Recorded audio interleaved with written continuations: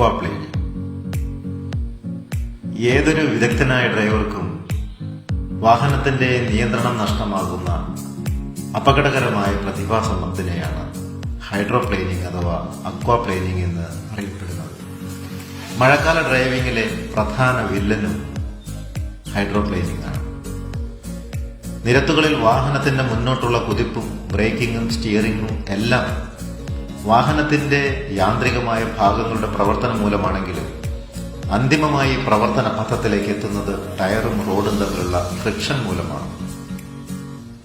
മിനുസമുള്ള തറയിൽ എണ്ണ ഒഴിച്ചാൽ നമുക്ക് നടക്കാൻ കഴിയാത്തതിന്റെ കാരണവും മറ്റൊന്നല്ല. വെള്ളം കെട്ടി നിൽക്കുന്ന റോഡിൽ വേഗത്തിൽ വാഹനം ഓടിക്കുമ്പോൾ ടയറിന്റെ പമ്പിംഗ് ആക്ഷൻ മൂലം ടയറിന്റെ താഴെ വെള്ളത്തിന്റെ ഒരു പാളി രൂപപ്പെടുന്നു. സാധാരണഗതിയിൽ ടയർ റോഡിൽ സ്പർശിക്കുന്നിടത്തെ ജലം ടയറിന്റെ ത്രെഡിന്റെ സഹായത്തോടെ ചാലുകളിൽ കൂടി പമ്പ് ചെയ്ത് കളഞ്ഞ് ടയറും റോഡും തമ്മിലുള്ള കോണ്ടാക്ട് നിലനിർത്തുകയാണ് ചെയ്യുന്നത്. പക്ഷെ ടയറിന്റെ വേഗത കൂടുന്തോറും പുറന്തള്ളാൻ കഴിയാത്ത അളവിനേക്കാൾ കൂടുതൽ വെള്ളം ടയറിനും റോഡിനും ഇടയിലേക്ക് അതിമർദ്ദത്തിൽ ട്രാപ്പ് ചെയ്യപ്പെടുകയും വെള്ളം കംപ്രസിബിൾ അല്ലാത്തതുകൊണ്ട് തന്നെ ഈ മർദ്ദം മൂലം ടയർ റോഡിൽ നിന്ന് ഉയരുകയും ചെയ്യും.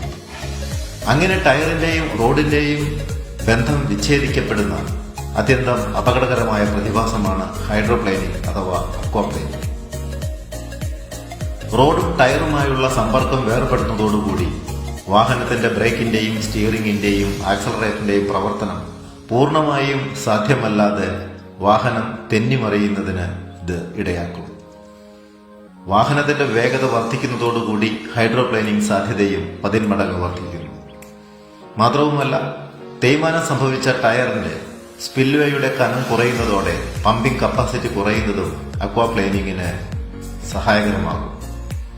ത്രെഡ് ഡിസൈൻ അനുസരിച്ചും വാഹനത്തിന്റെ തൂക്കം കൂടുന്നതിനനുസരിച്ചും ഹൈഡ്രോപ്ലെയിനിങ്ങിൽ ചെറിയ മാറ്റങ്ങൾ ഉണ്ടാകും.